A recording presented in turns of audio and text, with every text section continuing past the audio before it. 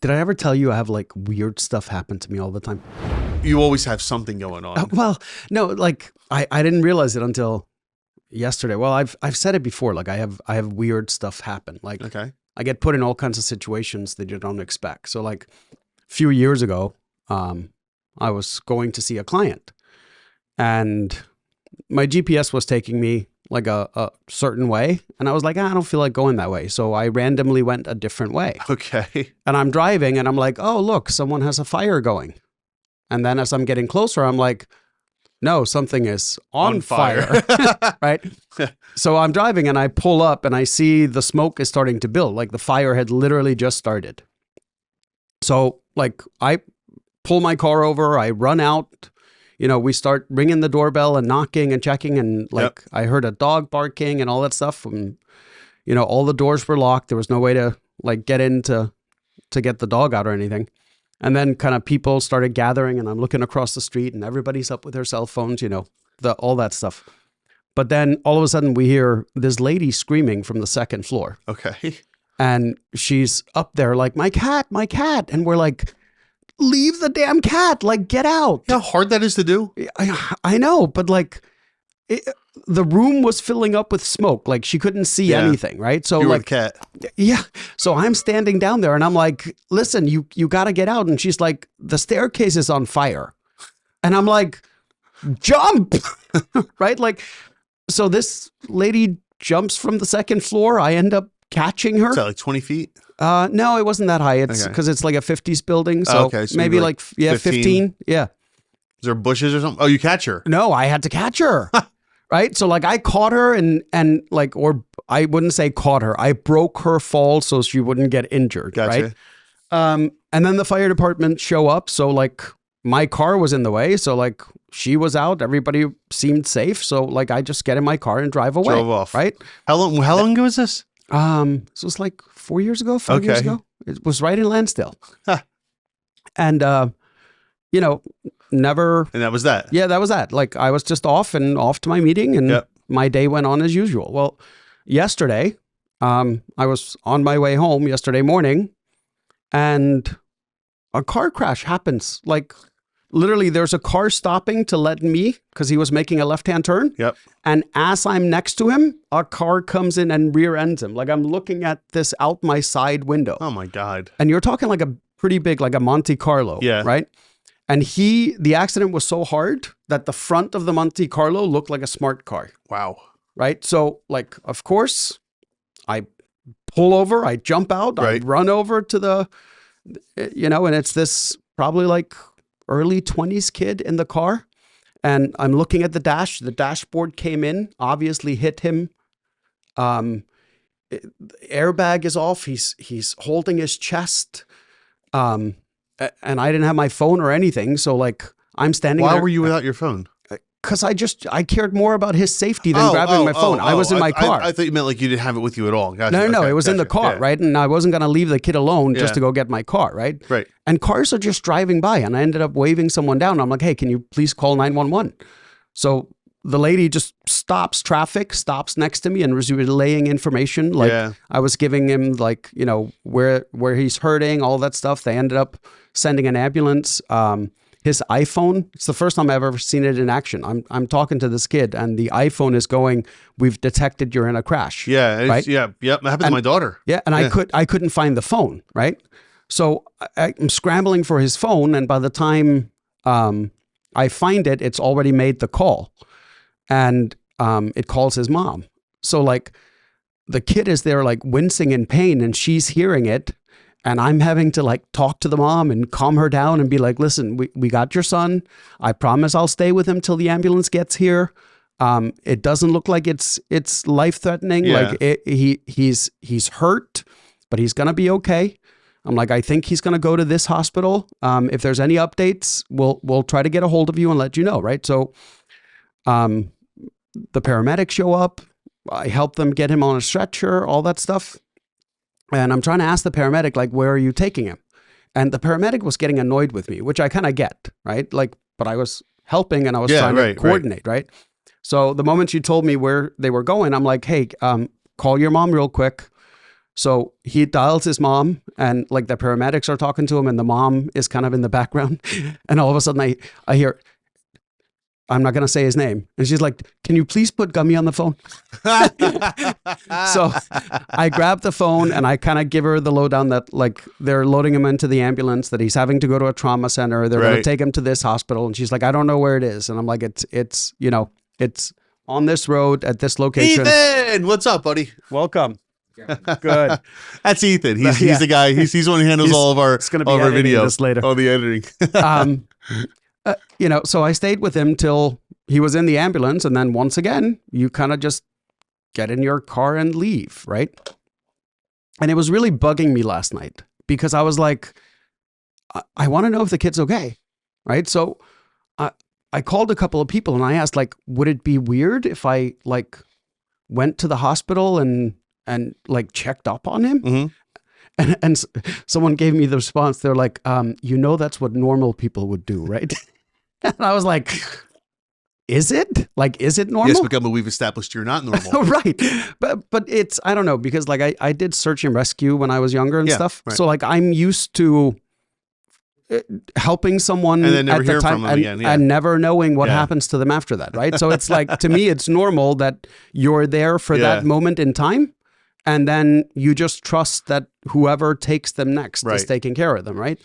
There was just something about this kid that just made me want to make sure that he was okay. So I knew enough about him that I was able to, like, I knew where he went to college because like my goal was to keep him distracted and have a conversation with him so he wasn't focusing on the pain or like would pass out. Yeah, sure. So I'm talking to him and asking him questions. Like, he told me where he was going to school, what he was going for. And, a quick Google search of his first name and his school brought him right up. And I'm like, I called the hospital and they're like, yep, he's here. I was like, okay, so maybe once we're done recording, I'll go pick up some junk food and take it up to him. Because we all know that hospital food is horrible. Oh yeah, absolutely. That's a crazy story though, man. That's all. So it's funny because most people won't stop, right? Mm-hmm. And there's a lot of social media experiments on this where someone they have a camera set up, like a hidden camera, and someone's walking down the street and just collapses, and you see people literally step over this person. It's like, I would say for every 20 people that walk by, one finally stops. Are you okay? What can I do? Let's call the police. It's crazy. People they are just so in their own little worlds that they don't care about what happens around them. I had this conversation with a buddy of mine that so he was in Hawaii, and there's like a river there, like a touristy river or something. Yeah. And he and his wife were there the one day, and this kid falls in. Like, and the river apparently was carrying this kid downstream. And my buddy immediately starts running after him to get ready to grab him because he was a local, so he kind of knew where he could step to grab him and was like ready to jump in. And he was like, I was amazed that it was me and one other guy running after him to try to catch up. He's like, everybody else pulled out their phone and started taking photos and recording. Yeah, oh my God, it's ridiculous. It was the same thing when I was at that fire, right? Like I noticed it once I was leaving and I turned around to kind of look because the fire department and stuff were coming. Across the street, there were probably 30 people just standing there watching with their phones. And I'm like, you did nothing to help? Like the first thing I did when I got on the scene, there were a bunch of propane tanks up against the house. So before I did anything else, I removed the propane tanks from the grill and moved them all away from like basic things. Yeah. And sometimes it just makes me wonder, like, do people not know what to do in a situation? No, they're scared. They're scared. They really are. They're scared. Well, they're scared because they don't know what to do, right? They don't know what if I go in the water and I get stuck, right? I don't want to ruin my shoes. I don't want to ruin my phone, et cetera, right? People... I'm the guy that jumps right in. Right? I'll jump. I don't even think about what I have. I just jump right in. And I think part of that is training, right? Like you have military training. My buddy has military training. I had search and rescue training. Right. So like, I think it's just instinctually. Might be. We are just, we look at the situation and we go, we got to help because like that's what we do. I'll tell you the worst example of being scared and not helping someone that I can remember recently. It was within the last 10 years. there was an area up this way in Northeast United States. I can't remember where it was. I want to say New York, but I'm not positive, where there were some major floods. And this woman was with her kids and their car got stuck, right? Oh, yeah. And the floods are like starting to take cars. Like, that's how bad it was. And she takes her kids and ties them to a tree and wades the water to a house that's like 50 yards away, not even. Knocks on the door, begs for help. Can you help me? My kids are there. We're going to get blah, blah, blah. And the guy's like, I don't know you. Go away. And she's screaming that her kids are going, and then she goes back and her kids are gone. It's like, you got to be kidding me. How do you not help people in that situation? I don't know. How do you not help people in any situation? I was driving down the street once. I think it was on Broad Street in Philly. In fact, I know it was on Broad Street in Philly. And this guy pulls his car to the side, gets out of the car, and you can see he's stumbling. He had a heart attack. You can clearly see afterwards he had a heart attack. He's stumbling and just falls to the ground. Now, I'm like 4 or 5 cars back, and I see it. And I'm getting ready. I pull over, and a bunch of other people, like 7 or 8 people are helping this guy. So I'm like, all right, he's taken care of. He's good. And someone's already on the phone, so I felt comfortable moving on from that point. And that's the only time, though, that I've seen someone get hurt where a bunch of people jumped in to help out. Yeah. But a lot of times people just... Well, I had a few years ago, I was going to Newark Airport to pick somebody up. And I'm crossing the bridge, and there was an accident on the bridge. And there's only the 2 cars stopped that obviously were in the accident. Yeah. So, like, of course, I pull over. It's late at night. It's getting chilly, right? Like, it was It was. I want to say like May, maybe, where it's like warm during the day and then it cools off. Night, yep. So I pull over. I jump out, and there's obviously an injured person laying on the ground, right? And I walk over and I see they're shaking because apparently they had been doing something, was wearing shorts and a t-shirt. Well, it's now 38 or 40 degrees, whatever it was. Like it was cold. Like I had on a hoodie. Like that's how cold it was. And I'm looking at this injured kid. They're just like shaking. So I run back to my car and I guess this is training. Like I always have blankets in my car. Right? I do as well. Yep. So I run over, I grab my blankets, I have them like roll him over slightly to put one under him so he's not laying on the cold concrete, and then I put one over him. And then once again, ambulances, I see the ambulance coming, so I got in my car and just I always have away, blankets, right? rope, and water.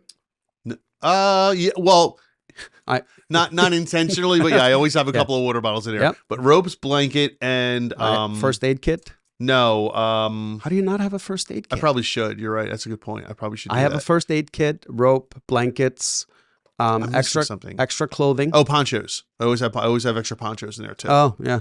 Well, in case you got to keep someone dry or something like that, Yeah. But yeah, in my case, I don't worry about it because my car is so big that if I had to keep them dry, I would put them in the car. Yeah. But there's certain things I always keep in my car. I always have. That's a good point. I'm going to get a first aid kit for my car. First aid kit, blankets, water, extra socks, extra t-shirts. Yep. And then I always have some kind of utility knife just in case. I have tools. There's definitely tools in there. I've once again, weird things. Yeah. I came to a crash site and the person was stuck upside down. Seatbelt was stuck, and the only way to get them out was to cut the seatbelt. Right? Like, thank God you had a utility knife. Exactly right. So, anyways, that's not what this podcast is about. It was but still, who cares? It's one of those interesting things. Like it kind of can be what it's about, though, because honestly, and someone could start a business idea where you put together that stuff, right? It's an aid pack, emergency aid pack kit, that you can put together and sell, right, for your car, emergency aid pack for your car. Yeah. That's not a bad idea. And I think so. Everybody always talks about like first aid training and that type of stuff. I think you should have a first response training, right? Where you're just checking, is someone injured? Right. Has 911 been called? Yeah. Is there an ambulance required? Is police required? Is there, like yesterday with a car, there was like heavy gray smoke coming out of the car, right? So I'm like, we need police, we need an ambulance, and we probably need the fire department just to come check, right? Because you never know with engine, right? The oil could theoretically start like smoldering, Yeah. which is harmful. So you need them to come clean up the oil and all that stuff. But like, that's the type of training people should do. Is like, if you come up to a scene, what should you do? Like, if you come up to a house fire that's starting, right? Yes, the first thing you do is check for people. The second thing you do is there anything that can amplify the fire nearby? Right. If there is, start moving it, right? Like, I don't know. I think people need more training on what to do when you're the first on the scene, right? I like that. I'm not saying, start administering CPR, all that stuff. Like there's other steps that have to be taken. And if you're not qualified to actually medically help someone, like if you've never done first aid training, if you don't know how to identify that someone needs to, like, can't be moved, you shouldn't do any of that stuff. Okay, so right? let's turn. So we talk about starting business. Let's turn this into a business. Okay, so I could see like an ex-firefighter, or maybe an ex EMT or something like that, starting a podcast or a video series where they talk about different scenarios, what to do, et cetera, et cetera. And by the way, buy my aid kit, my emergency response kit. Yeah. So the training becomes the sales portion of it, and the thing you're selling is the first response kit. Yeah. So that could be a really cool idea for somebody to do, like, I guess like an ex-fireman or something like that, who knows what, who knows all these things. And then you do different scenarios, what to do in the snow, what to do in the heat, what to do in the desert, what to do, in the jungle or woods or whatever. And even different types of things. Like, what do you do if someone's been rear-ended and can't move? Yeah. Right? Like, what do you do if highway versus city road, right? Correct. Right. Yeah.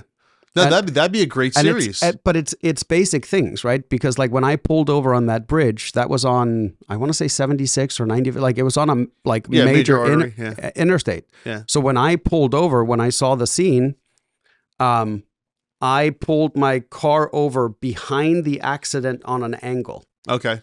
Right. So like, I drive a big ass car. Like you can't miss it. Yeah. So that people that were driving wouldn't hit it. Same thing the police do. Correct. Yeah. Yes. Right. Right. Because like, most people just pull in behind. Yeah, no. I pull in on an angle, so even if they hit me, they're deflected away from the people laying on the ground. Right. Like, most people don't realize that. That's why police do that. Do that. Yes. Yeah. But yeah, it's, I don't know. I think there's genuinely, and I'm sure we could find like how to react in different situations. I'm sure somebody's doing these videos. I'm saying but 20 people, 100 people could do this, right? And again, sell that emergency response kit. So there you go. There's a business idea. See that? We always find a way to make some money. All right. So let's jump into it. Yep. Shall we? If you found this clip interesting, make sure to go listen to the full podcast. There's lots more content there.